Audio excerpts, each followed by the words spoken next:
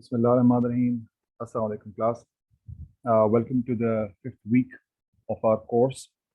इस वीक में हम एक और माइक्रो कंट्रोलर जो कि माइक्रोचिप एक कंपनी है जिसकी मैंने वेबसाइट आपको नज़र आ रही होगी, मैंने खोली हुई है। इस कंपनी का के माइक्रो कंट्रोलर है 8 बिट के, वो हम इस्तेमाल करेंगे। इसके प्रोडक्ट्स बहुत सारे हैं, 8 बिट की भी माइक्रो कंट्रोलर हैं, इनके पास 2 बिट की भी हैं, एडवांस माइक्रो कंट्रोलर्स भी मौजूद हैं। आपने जो माइक्रो कंट्रोलर इस्तेमाल कर रहे हैं, आपकी लैब में मेरे इल्म में 2 माइक्रो कंट्रोलर मौजूद हैं, एक है 18F452 और एक है 16F877। तो जिसकी भी आपको डाटा शीट चाहिए हो, वहाँ पर आप यहाँ पर इसका नंबर टाइप कर दें 18F452। आप इसका नंबर टाइप करेंगे तो आपके पास इसकी सारी सर्च करेंगे तो आपके पास सारी इसकी इन्फॉर्मेशन आ जाएगी। यहाँ पर इसकी डाटा शीट वगैरह यहाँ पर आप so you look for it, आपको इसकी डाटा शीट यहीं से मिल जाएगी है। तो और इससे रिलेटेड तमाम इन्फॉर्मेशन 18F452 की आपको चाहिए या आपको 16F की चाहिए, तो बल्कि आपको डाटा शीट भी यहाँ से डाटा शीट में मिल जाएंगी। तो इसको आप एक्सप्लोर करें पहली बात। और अगर आपको डाटा शीट यहाँ से नहीं मिलती, वैसे मुझे बताइएगा, यहाँ पर मुझे सामने तो नहीं आ रही नज़र, लेकिन मैंने इसी साइट से ही डाउनलोड की। So you can get it from here, so explore this, right.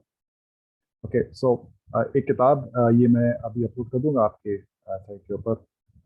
ये किताब से मैं फ़िलहाल स्टार्ट कर रहा हूँ, और अगर in the process of this course अगर मुझे कोई और बेहतर रिसोर्स मिली तो I am gonna shift to that. तो अभी फ़िलहाल टू स्टार्ट विद जो मेरी मेन रिसोर्स होगी वो ये किताब होगी जो कि मैं अपलोड कर दूंगा। और इसके अलावा आपके डाटा शीट जो मैंने डाटा शीट उसी वेबसाइट से जो आपको दिखाई थी, वहाँ से मैंने डाउनलोड की थी, उसको आप सर्च कर लीजिए। मेरे ख्याल से 452 से नहीं मिलेगी आपको, 18F से मिलेगी। 18F से बहरहाल से तलाश कीजिए, पिक 18F की डाटा शीट आपको मिल जाएगी और पिक 16F की, जो आपके दोनों ये किताब एक्चुअली 16F के ऊपर बेस्ड है। और जो आपकी लैब में एक्सपेरिमेंट्स होंगे वो आप 18 पर भी कर सकते हैं और 16 पर भी कर सकते हैं। तो इसलिए हम ये दोनों data sheets as a comparison इस्तेमाल करेंगे। तो मेनली हमारे कोर्स में ये रिसोर्सेज इस्तेमाल होंगे। अच्छा, और अगर इस किताब को अगर आप देखें तो इस किताब के शुरू में वही चीज़ें हैं जो कि हम अपने प्रीवियस लेक्चर्स में डिस्कस कर चुके हैं।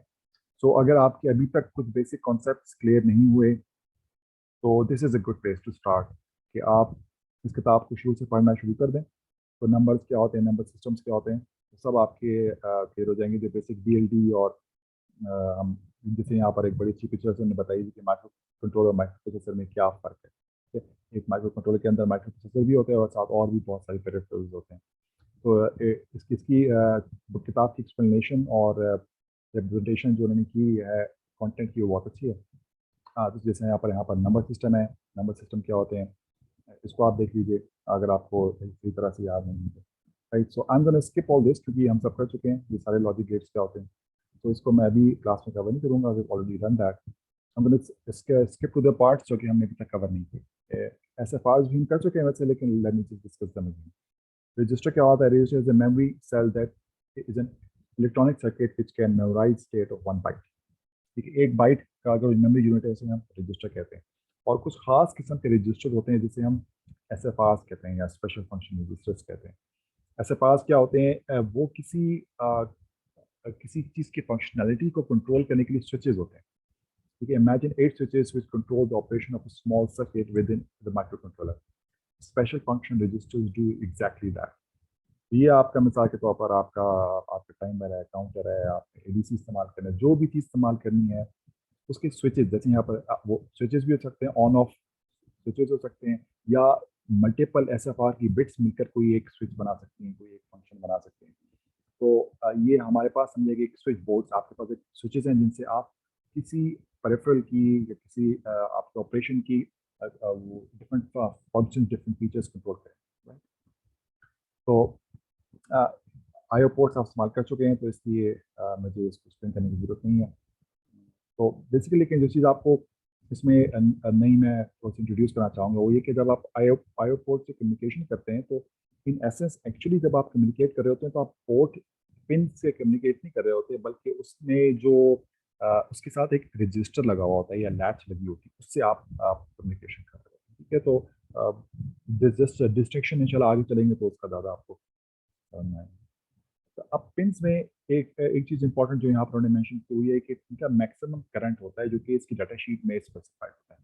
Maximum current stated in the data specification sheet for the microprocessor is shared by across all IO ports. ये आप पूरा, मैं सारा डॉक्यूमेंट ही पढ़ा, अब उसको खुद ही पढ़ी, और लेकिन जो चीज़ समझ में जो थोड़ी सी ट्रिकी चीज़ें तो मैं यहाँ पर खास तौर पर एक्सप्लेन कर रहा हूँ, लेकिन ये it's all your effort, right. जो ये ना समझे कि जो चीज़ें मैं आपको स्किप कर रहा हूँ वो आपके कोर्स का हिस्सा नहीं है। I am just trying to convey the most important of the information in the minimum time that I can, right?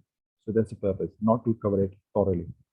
So ये कह रहे हैं कि आपके पास जो करंट स्पेसिफिकेशन, यानी कि एक पिन से आप कितना करंट ड्रॉ कर सकते हैं। अगर आपको याद हो, हमने क्लास में डिस्कस किया था कि आपकी एक एलईडी को मिसाल के ऊपर तौर के ऊपर आप 20 मिली एम्प पे चलाना चाह रहे हैं, तो वो एक पिन से 20 मिली एम्प ड्रॉ हो रही है और वो 20 मिली एम्प सिंक करेगी, या वो 20 मिली एम्प सोर्स करेगी आपका एक पिन से। अगर आप इसको पॉजिटिव से लगाएंगे, इसके नीचे उसके एलईडी के एनोड से लगाएंगे, तो इसका मतलब है आपकी पिन करंट सोर्स करी होगी, यानी वो जनरेट करी होगी।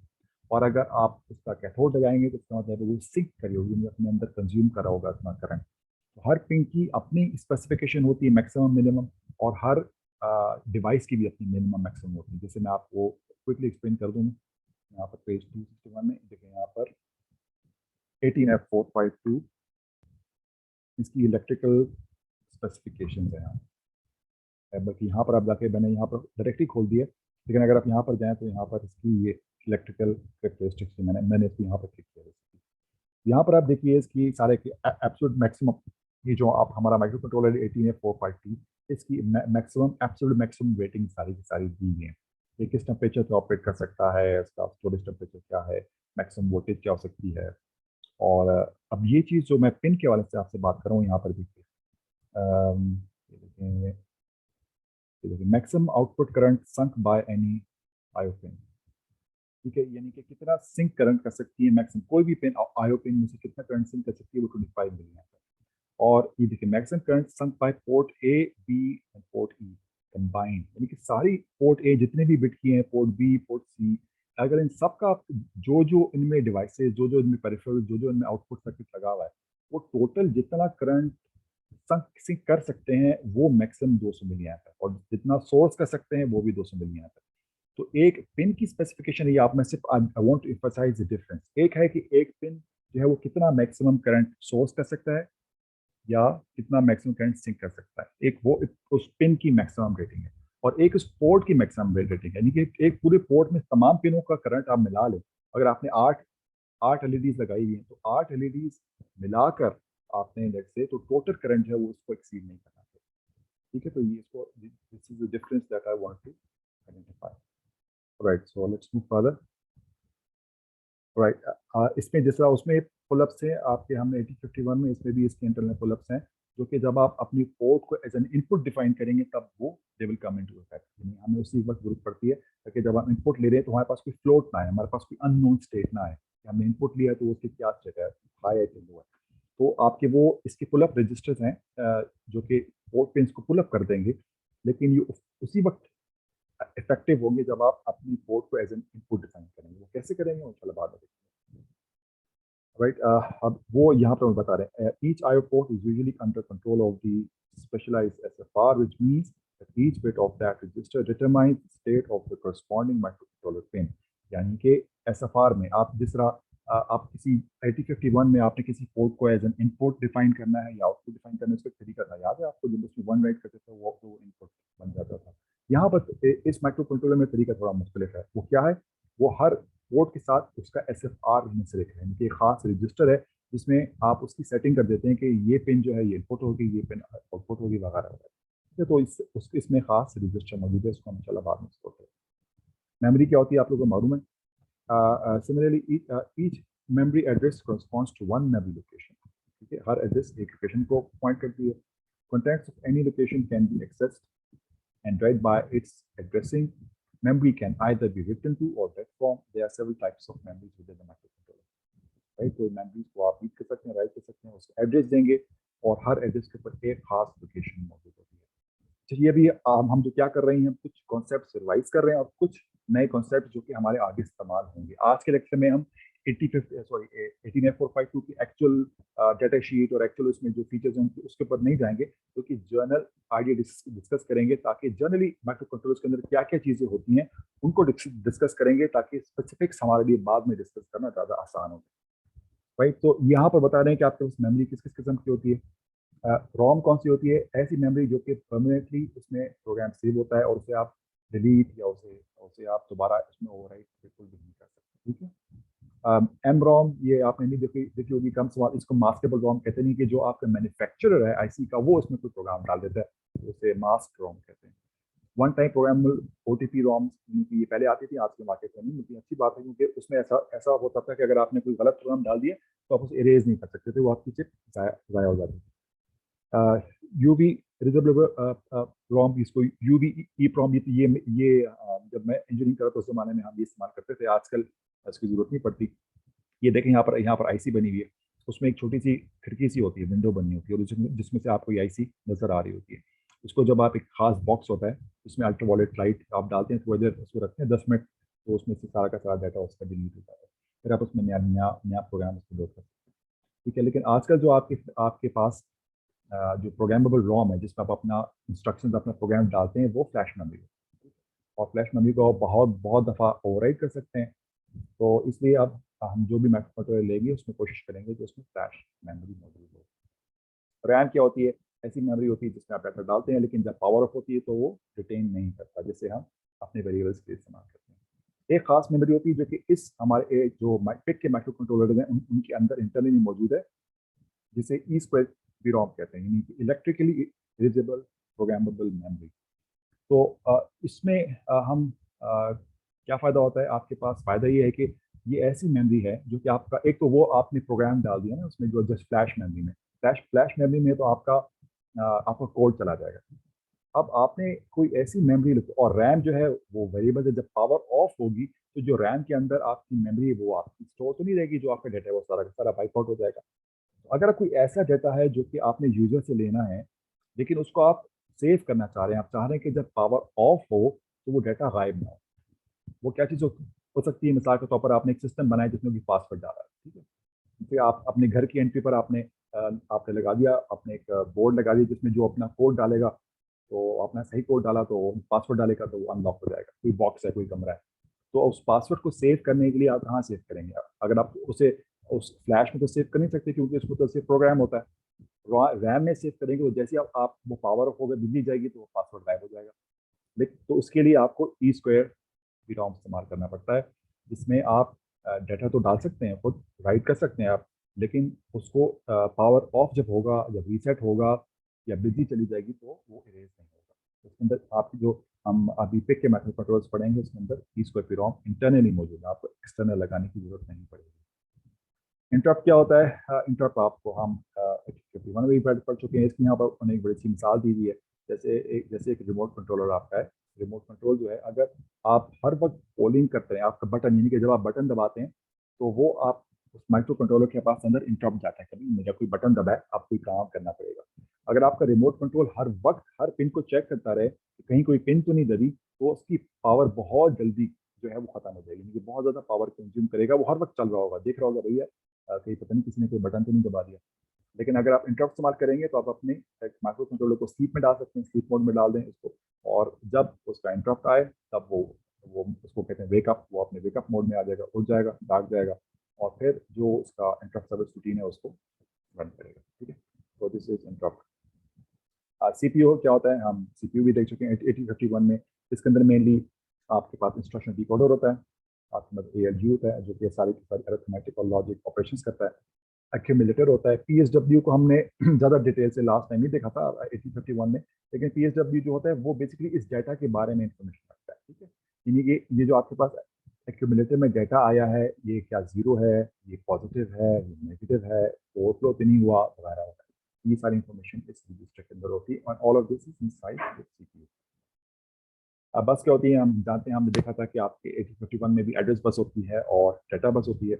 एड्रेस बस इतनी होती है जितनी आपको मेमोरी एड्रेस करनी है, ठीक है। आपकी मेमोरी जितनी जितनी होगी उसके हिसाब से आप अपनी एड्रेस बस होती है इसके अंदर, और डाटा बस होती है जो आपका आर्किटेक्चर है, यानी कि हमारे पास ये जो आर्किटेक्चर है ये भी 8 बिट का है। जैसे 8051 8 बिट का आर्किटेक्चर था, हमारे पास ये जो 18F452 है ये भी 8 बिट का ही आर्किटेक्चर है, राइट। तो जो डाटा बस है उसके मुताबिक सीरियल कम्युनिकेशन क्या होती है? अब आपके पास पोर्ट्स मौजूद हैं, पिंस आपके पास, जैसे हमने 51 में भी देखा था कि आपके पास 8 बिट की पोर्ट होती है। अब आपने अगर डाटा किसी एक डिवाइस से दूसरी डिवाइस में ट्रांसफर करना है, या किसी और जगह भेजना है, तो आप उसको 8 बिट एक साथ भी ट्रांसमिट कर सकते हैं और एक एक बिट बारी बारी भी ट्रांसमिट कर सकते हैं। जब आप बारी बारी एक एक बिट ट्रांसमिट करते हैं या थोड़ी थोड़ी बिट ट्रांसमिट करते हैं, उसको सीरियल कम्युनिकेशन कहते हैं। एक एक बिट आप बारी बारी, 1 बिट एट ए टाइम आप सीरियली ट्रांसमिट करते हैं। तो पैरेलल ट्रांसमिशन में जो मेजर मसला ये होता है कि उसका वो शॉर्ट डिस्टेंस पे काम करता है, लॉन्ग डिस्टेंस पे वो पैरेलल कम्युनिकेशन जो है फॉल्टी हो जाती है, उसमें कोई मसले आ जाते हैं। तो सबसे बेहतर जो लॉन्ग डिस्टेंस के लिए कम्युनिकेशन है वो सीरियल कम्युनिकेशन है। अब सीरियल कम्युनिकेशन जो है वो भी डिफरेंट किस्म की होती है, और आपने कौन सी सीरियल कम्युनिकेशन करनी है वो कुछ कुछ चीज़ों के ऊपर डिपेंड करती है। यानी आपने कितनी कितनी डिवाइसेस के साथ कम्युनिकेशन करनी है, आपने कितनी तेज कम्युनिकेशन करनी है, दोनों डिवाइसेस के बीच में फासला कितना है, और आपने क्या ये आपके लिए ज़रूरी है कि सेंड और रिसीव डाटा एक साथ हो सके। अभी मैं थोड़ा डिटेल में जाऊंगा तो आपको ये बात ज़्यादा समझ में आएगी, राइट।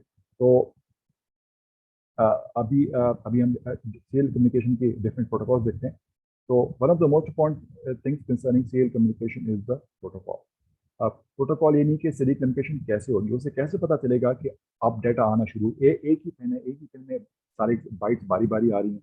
अब डाटा कब चेंज हुआ, अब एक साथ दो, अगर एक साथ 4 1 आ गए तो वो हाई रहेगी या लो रहेगी, तो उसको पता कैसे चलेगा कि डाटा कहाँ शुरू हो रहा है, कहाँ खत्म हो रहा है, कब उसको सैंपल करना है, कब नहीं करना। तो ये सारी चीज़ें प्रोटोकॉल में आती हैं। तो उसका प्रोटोकॉल पहले से डिफाइंड होता है कि हर जो जो भी सीरियल कोड और सीरियल कम्युनिकेशन के डिफरेंट प्रोटोकॉल्स हैं, उनका एक स्टैंडर्ड डिफाइन है। जैसा यू आर्ट है, I2C है और SPI जो हम अभी देखेंगे, तो इन सब के अपने प्रोटोकॉल्स मौजूद हैं। अगर आपका माइक्रो कंट्रोलर एक खास किस्म की सीरियल कम्युनिकेशन का प्रोटोकॉल सपोर्ट करता है, जैसे कि हमने देखा था 8051 में, 8051 में यू आर्ट था, ठीक है। 8051 में हमने यू आर्ट कम्युनिकेशन को हमने डिटेल से देखा नहीं है, अगर आप लेकिन इसको देखें, इसके फीचर्स में देखें, तो इसके अंदर जो कम्युनिकेशन है वो यू आर्ट कम्युनिकेशन भी होती है, यानी कि सीरियल पोर्ट कम्युनिकेशन। देखिए यहाँ पर 8051 चल मेमोरी टैग एलसीडी इंटरप्ट, ये सीरियल पोर्ट को कहने, तो सीरियल पोर्ट का एक पूरे चैप्टर मौजूद है, अगर आप 8051 में करना चाहते हैं तो यहाँ से आप देख लें। लेकिन तो इसका एक अपना प्रोटोकॉल मौजूद है। तो अगर आपका माइक्रो कंट्रोलर कोई सीरियल पोर्ट का प्रोटोकॉल इस्तेमाल करता है, तो आपको फिर ज़्यादा फिक्र करने की जरूरत नहीं कि वो प्रोटोकॉल चलता कैसे है, क्योंकि आपका वो इंटरनल उसके अंदर हार्डवेयर मौजूद होगा जो कि उस प्रोटोकॉल को हैंडल करे। आपको सिर्फ डाटा का, क्या डाटा भेजना है, क्या रिसीव करना है, सिर्फ आपको उसी का कंसर्न होगा। तो ये चीज़ माइक्रो प्रोसेसर में नहीं होती, ठीक है। आपको ये सारे काम खुद करने पड़ेंगे। माइक्रो कंट्रोलर अगर आपका कोई प्रोटोकॉल सपोर्ट करता है, तो आपके लिए उसमें कम्युनिकेशन करना बहुत आसान है, ठीक है। तो इसलिए हमारे जो 8051 था उसमें एक ही सीरियल पोर्ट का था, उसमें ऑप्शन, यानी कि यूआर्ट था। आपके जो हम अभी पिक के सीरीज देख रहे हैं 16 और 18, इसके अंदर मल्टीपल और भी तरीके मौजूद हैं सीरियल पोर्ट कम्युनिकेशन के, जो कि इंशाल्लाह आगे। Alright, so the most popular term which is used with serial port communication is baud rate. Baud rate क्या होता है? It denotes the number of bits transferred per second. यानी कितने एक सेकंड में बिट्स ट्रांसफर। जो चीज़ इसमें इंपॉर्टेंट है याद रखने वाली, वो ये कि अब यहाँ पर ये बिट्स पर सेकंड है, बाइट्स पर सेकंड, ठीक है। तो बिट्स पर सेकंड में आपके पास अगर लेट से आपके पास डाटा यहाँ पर, जैसे मैंने एग्जांपल दी हुई है कि अगर आपके पास 300 बिट्स पर सेकंड है, तो टोटल बाइट्स पर जो सेकंड है वो आपकी जरूरी नहीं है कि मैक्सिमम, यानी कि अगर आप देखें, अगर लेट से लेट मी ओपन कैलकुलेटर, तो अगर हम कैलकुलेटर खोलें, अगर यहाँ पर लिखा हुआ है कि एक डिवाइस है जिसकी कम्युनिकेशन स्पीड है, जैसे यहाँ लिखा है 300 बिट्स पर सेकंड, ठीक है। 300 बिट्स पर सेकंड का मतलब कि कितनी, एक सेकंड में बाइट्स कितनी जाएंगी। अगर मैं 300 कर लूँ, डिवाइड बाय 8 अगर कर लूँ, तो 37 बाइट्स पर सेकंड जानी चाहिए। लेकिन नॉर्मली इतनी बाइट्स पर सेकंड ट्रांसमिट होती नहीं। क्यों? क्योंकि आप एक बाइट के साथ नॉर्मली कुछ एक्स्ट्रा बाइट्स भी ट्रांसमिट करते हैं। जिस तरह आप सीरियल पोर्ट में देखेंगे, तो आपके पास सीरियल पोर्ट कम्युनिकेशन में आपकी एक उसमें स्टार्ट बिट होती है, नीचे आपके डाटा लेट से 8 बिट का यहाँ पर डाटा है ना, तो 8 बिट के डाटा से पहले एक आपके पास स्टार्ट बिट होगी जो कि बताएगी कि कम्युनिकेशन स्टार्ट हो रही है, कि बाइट आ रही है। एक एक एंड बिट होगी, फिर उसके बाद एक से ज़्यादा एंड बिट भी हो सकती हैं, और फिर एक पैरिटी बिट होगी। पैरिटी यानी कि पैरिटी को हम इंशाल्लाह कभी क्लास में डिस्कस करेंगे, अगर आपको नहीं मालूम। पैरिटी पैरिटी बिट होगी, फिर उसके बाद, तो इसके साथ आपके पास हर बाइट के साथ कम से कम आपके पास 8 के बाद 9, 10, 11, यानी कि 10 भी हो सकती हैं और 11 भी हो सकती हैं। तो आपके जैसे उन्होंने यहाँ पर बताया कि आपके पास एक बाइट जो है वो it can consist of more than just a byte. It can 8 से ज़्यादा वो 11 तक बन जाएंगी, क्योंकि उसके प्रीफिक्स और पोस्ट फिक्स बिट्स भी यहाँ पर मौजूद होती हैं। तो इसलिए आपकी जो एक्चुअल कम्युनिकेशन स्पीड है वो कम हो सकती है। यानी कि अगर हम इसी एग्जांपल को देख लें, तो अगर हम 300 bps अगर कोई कहीं स्पीड है, मैं उसको डिवाइड 8 से नहीं करूँगा, लेट्स से मैं उसको 11 से डिवाइड करता हूँ, तो 27, यानी कि 27 बाइट्स पर सेकेंड हो जाएगा। तो इसलिए इस बात का ख्याल रखें कि बॉड रेट जो है वो तमाम को शामिल करके बताया जाता है। वो सिर्फ उसमें डाटा बिट्स शामिल नहीं होती, उसमें जो प्रीफिक्स और पोस्ट फिक्स बिट्स होती हैं जो कि उस कम्युनिकेशन के लिए ज़रूरी होती हैं, वो भी शामिल होती हैं। तो आप सीरियल पोर्ट कम्युनिकेशन के हम 3 प्रोटोकॉल्स को ब्रीफली देखेंगे कि वो क्या होती हैं। जो और एक है I2C, और एक है SPI, और तीसरा है UART, जो कि हम जो कि 1851 में भी होता है। I2C क्या होता है? I2C is used when distance between them is short. Receiver and transmitter are usually on the same printed board. तो ये नॉर्मली उस वक्त इस्तेमाल होता है जब एक ही बोर्ड में आपने डिफरेंट डिवाइसेस के बीच में से कम्युनिकेशन करनी होती है। इसमें फ़ायदा ये कि इसमें नंबर ऑफ जो वायर्स हैं वो बहुत कम इस्तेमाल होते हैं। कनेक्शन इस्टेब्लिश बाय 2 कंडक्टर्स, सिर्फ 2 वायर्स हैं जो कि इस्तेमाल होती हैं। एक होती है डाटा ट्रांसफ़र करने के लिए, और दूसरी होती है सिंक्रोनाइजेशन के लिए, यानी जिसपे क्लॉक, यानी किस क्लॉक के ऊपर डाटा को लैच करना है। यानी कि एक एक तार के ऊपर अगर आप मेरे पास 2 डिवाइसेस हैं, तो उसमें से 2 तारें लगेंगी। एक तार डाटा कम्युनिकेशन के लिए होगी और एक के ऊपर क्लॉक चल रही होगी, एक के ऊपर क्लॉक चल रही है, और एक के ऊपर आपका डाटा ट्रांसमिट होगा। तो चीज़ इसमें गौर करने वाली है वो ये कि अगर डाटा ट्रांसमिट होने के लिए सिर्फ एक ही पिन मौजूद है, इस पर सीरियली डाटा ट्रांसफर होगा, तो आपके पास ट्रांसमिट और रिसीव एक ही वक्त पे नहीं हो सकता। ठीक है, तो इसे कहेंगे ये हाफ डिप्लेक्स है, फुल डिप्लेक्स कम्युनिकेशन है। जब एक साथ ट्रांसमिट भी हो सके डाटा और रिसीव भी हो सके, तो उसे फुल डिप्लेक्स कम्युनिकेशन कहते हैं। हमारे पास अगर इस केस में I2C में, इसे I2C भी कहते हैं या इसको I2C भी कहते हैं, अक्सर ये मशहूर है, इसका नाम I2C है। तो I2C में आपके पास जो कम्युनिकेशन है वो फुल डिप्लेक्स नहीं होती, हाफ डिप्लेक्स होती है, यानी कि एक वक्त में एक साइड डाटा ट्रांसफर कर सकती है। राइट, तो इसके कुछ अप्रॉक्सीमेट डाटा रेट्स वगैरह क्या होते हैं वो भी उन्होंने यहाँ पर मेंशन किए हैं। राइट, ये शॉर्ट डिस्टेंस के लिए क्या चीज़ याद रखनी जरूरी है, जो शॉर्ट डिस्टेंस के लिए होती है, और इसमें साथ क्लॉक क्लॉक भी ट्रांसफर होता है, और इसमें हाफ डिप्लेक्स कम्युनिकेशन है, फुल डिप्लेक्स नहीं है। तो coming to the next SPI, serial peripheral interface bus. ये एक और प्रोटोकॉल है। Serial peripheral SPI bus is a system for serial communication which uses up to 4 conductors. तो जहाँ पर वहाँ 2 तारें इस्तेमाल हो रही थी, जैसे यहाँ पर ये देखें, यहाँ पर उन्होंने I2C का बनाया, ठीक है, I2C जो जो पर I2C में पड़ा है, इसका उन्होंने एक डायग्राम बनाया कि मास्टर हेड से 2 तारों की कम्युनिकेशन होती है मुख्तलिफ डिवाइसेस से। SPI के अंदर देखें, यहाँ पर 4 वायर्स हैं, यहाँ 4 उन्होंने उसको कंडक्टर्स कहा, ठीक है, 4 कंडक्टर्स के जरिए से या 4 वायर्स के जरिए से कम्युनिकेशन होती है। उसमें क्या क्या होती हैं? One conductor is used for data receiving, one for data sending, one for synchronization, and one alternatively for selecting device to communicate with. तो एक उसमें डाटा रिसीव करने के लिए पिन है जिसमें सीरियली डाटा रिसीव किया जाएगा, एक ट्रांसमिट करने के लिए है जिसमें डाटा सीरियली ट्रांसमिट किया जाएगा, और एक इसमें सिंक्रोनाइजेशन के लिए है, यानी कि वहाँ उस पर क्लॉक जारी है। ठीक है, किस क्लॉक के ऊपर कम्युनिकेशन करनी है, एक होगी सिंक्रोनाइजेशन के लिए, यानी कि क्लॉक जारी होगी, और एक for selecting device to communicate कर, यानी कि एक एड्रेसिंग के लिए इस्तेमाल होगी कि मैंने अभी इस डिवाइस से कम्युनिकेट करना है कि इससे करना है, डाटा किसके लिए। ठीक है, तो ये 4 पिन है। इसके फायदे क्या है? आपको कुछ फायदे तो वाजे नजर आ रहे होंगे। एक तो ये कि इसमें जो रिसीव और ट्रांसमिट की पिन अलग है, रिसीव के अलग पिन है, ट्रांसमिट के अलग पिन है। इसका मतलब है कि आप एक साथ साइमल्टेनियसली डाटा रिसीव भी कर सकते हैं और सेंड भी कर सकते हैं, यानी कि इसको फुल डुप्लेक्स कम्युनिकेशन कहते हैं, फुल डुप्लेक्स। ठीक है, which means data is sent and receive simultaneously. तो ये इसका बहुत बड़ा फायदा है। Right, so let's proceed. Alright, so UART, UART is a very famous, सबसे पुराना और सबसे फेमस यही है UART। UART में इसका बहुत बड़ा फायदा क्या है कि इसमें क्लॉक की जरूरत नहीं होती है।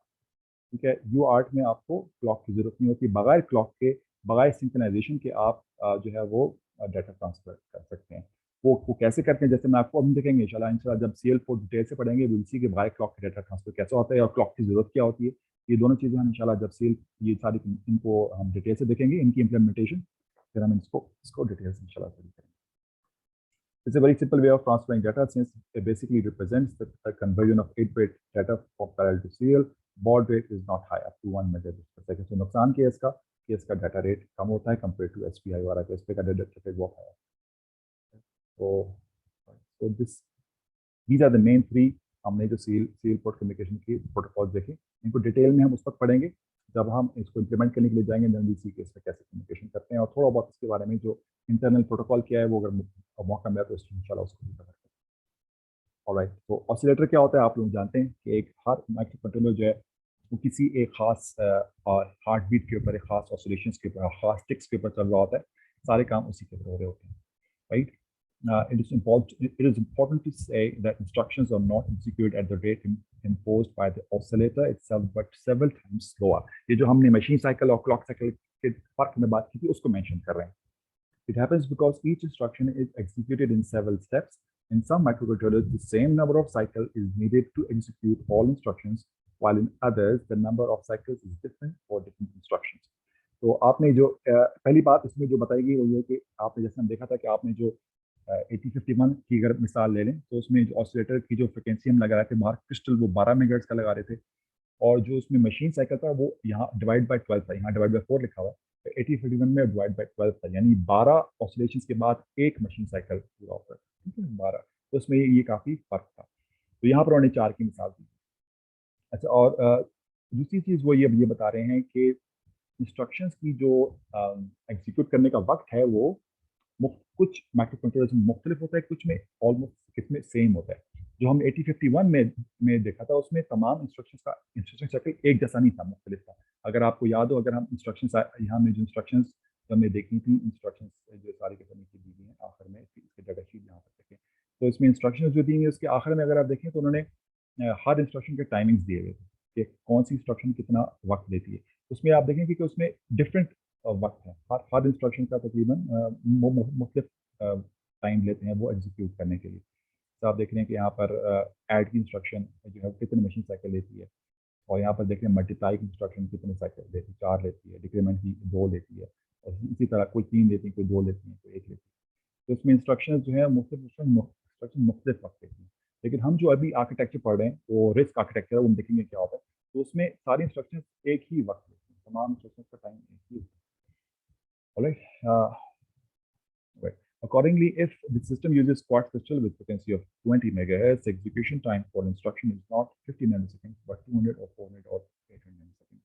वो ये बताना चाह रहे हैं कि अगर आपका 20 मेगाहर्ट्ज की आपने क्लॉक लगाई हुई है तो आपकी एक इंस्ट्रक्शन जो है वो 50 नैनोसेकंड भी नहीं, 50 नैनोसेकंड क्या होता है 1/20 मेगा, ठीक है। अगर आप 20 मेगा लें 20 एक्सपोनेंशियल 6 और माइनस कर लें, तो अगर मैं इसको इन्वर्ट करूं तो ये मैंने क्या कर दिया, बेसिकली 15 नैनो सेकंड बनता है। 20 यहाँ 20 एक्सपोनेंशियल 6 माइनस नहीं करना था, 20 मेगा हो गया। सी इसको मैं जब इन्वर्ट करूंगा ये मेरे पास आ गया 50 नैनो सेकंड, राइट।